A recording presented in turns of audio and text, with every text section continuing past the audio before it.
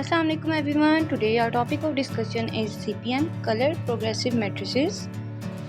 तो इंट्रोडक्शन में अगर हम बात करें तो CPM बेसिकली एक नॉन मोबाइल इंटेलिजेंस टेस्ट है जो कि JC रेवन ने डेवलप किया था और इस टेस्ट का मेन पर्पस किसी भी इंडिविजुअल की एब्स्ट्रैक्ट रीजनिंग और पैटर्न रिकग्निशन एबिलिटी को मेजर करना होता है। ये टेस्ट ज़्यादातर हम चिल्ड्रन, एल्डरली या उन इंडिविजुअल्स के लिए यूज़ करते हैं जिनकी लैंग्वेज स्किल्स लिमिटेड होती हैं, बिकॉज इसमें हम वर्बल इंस्ट्रक्शंस का हैवी यूज़ नहीं करते और इस टेस्ट में हम डिफरेंट विजुअल पैटर्न्स देते हैं और जिसमें एक मिसिंग पार्ट होता है और पार्टिसिपेंट उसको करेक्ट ऑप्शन चूज़ करता है और इससे हम प्रिडिक्ट करते हैं उनकी प्रॉब्लम सॉल्विंग स्किल्स को और परसेप्चुअल रीजनिंग को, और रिजल्ट्स को हम एज बेस्ड नॉर्म्स के साथ कंपेयर करते हैं और उसके थ्रू हम कॉग्निटिव एबिलिटी को असेस करते हैं। तो बेसिकली ये हमारे पास टूल है जिसके थ्रू हम कॉग्निशन को असेस करते हैं। इसमें बेसिकली 3 सेट्स हैं।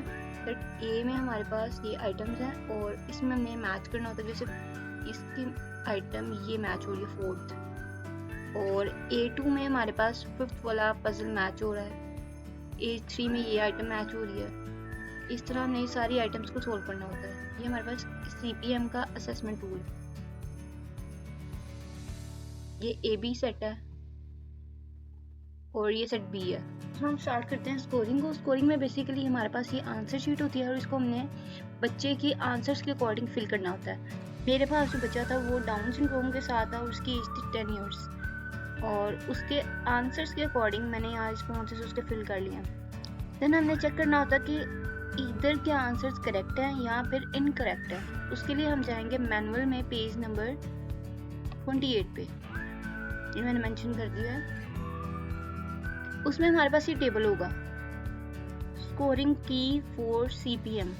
इसके अकॉर्डिंगली हम सारी आइटम्स को असेस करेंगे। जैसे ये देखें, सेट A की जो आइटम्स है वो सारी यहाँ मेंशन्ड है करेक्ट। अब मेरे पास जो स्कोर्स हैं वो 4, 5, 2, 4, 5 करेक्ट है, उसके बाद 2 गलत हो गया, देन 3, देन 2, देन 6 ठीक है मेरे पास, देन 2 अगेन 2, यहाँ पे मेरे पास 6 आया आंसर, वो भी गलत हो गया। देन मेरे पास रिस्पॉन्स है 1, वो भी ठीक है, देन 3 जो है वो करेक्ट है और मेरे पास जो रिस्पॉन्स आया बच्चे का वो 2 है। देन नेक्स्ट रिस्पॉन्स भी इनकरेक्ट है और लास्ट रिस्पॉन्स भी इनकरेक्ट है।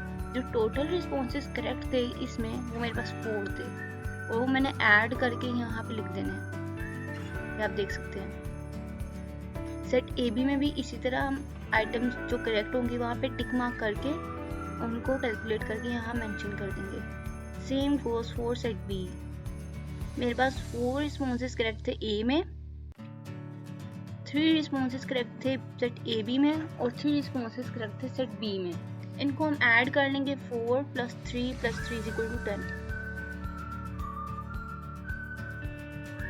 नेक्स्ट हम क्या करेंगे, हमने डिस्क्रिपेंसीज कैलकुलेट करनी है। उसके लिए हम नेक्स्ट पेज पे जाएंगे, पेज नंबर 29 पे फर्स्ट टेबल हमारे पास होगा नॉर्मल स्कोर कंपोजिशन। इसमें हम बच्चे की एज के अकॉर्डिंग वैल्यू सिलेक्ट करेंगे। मेरे पास जो बच्चा था उसकी एज थी 10 ईयर्स। आपके पास बच्चा जो भी है उसकी एज के अकॉर्डिंग आप वैल्यू असेस करेंगे। बच्चा या ओल्ड एज या कोई भी एडल्ट है उसकी एज के अकॉर्डिंग आप वैल्यू असेस करेंगे। सो मेरे पास 10 इयर्स का बच्चा था तो मैंने यहाँ से वैल्यूज कैलकुलेट कर ली 5, 3 और 2। 5, 3 और 2 को हम इस तरह लिख देंगे और जो हमारे पास ये वैल्यूज आई थी 4, 3 और 3, ये हम इस तरह लिख के इनको माइनस कर देंगे। ये हमारे पास डिस्क्रिपेंसी वैल्यू आ जाएगी जो कि मेरे पास आई है -1, 0 एंड देन 1। पेज नंबर 29 पर जो सेकेंड टेबल है उसमें ये चिल्ड्रंस परसेंटाइल्स मेंशन्ड है। आपने बच्चे की एज के अकॉर्डिंग और वैल्यू के अकॉर्डिंग इसको इंटरप्रेट करना है। अब मेरे पास एज थी 10 इयर्स और मेरे पास जो वैल्यू आई है वो भी 10 आई है। अब 10 हम देख सकते हैं 17 से बिलो है तो हम इसको हाईलाइट कर देंगे और यहाँ पे हम असेस करेंगे तो 5 परसेंटाइल पॉइंट्स आ रहे हैं। इसका मतलब ये है कि बच्चा जो है वो बिलो द 5th परसेंटाइल है।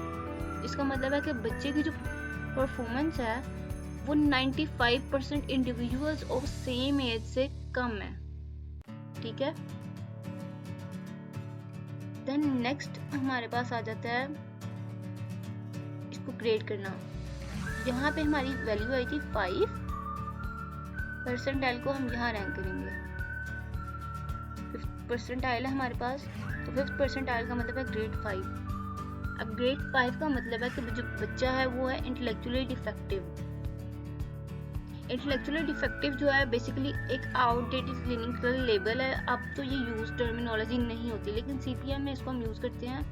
और इसका मतलब ये है कि जो बच्चा है उसकी एक्सट्रीमली लो कोग्निटिव फंक्शनिंग है और लो रेंज ऑफ इंटेलेक्चुअल एबिलिटी है। लेकिन हम बच्चे की स्कोर्स को इस तरह इंटरप्रेट नहीं करेंगे। CPM alone is not enough for the diagnosis.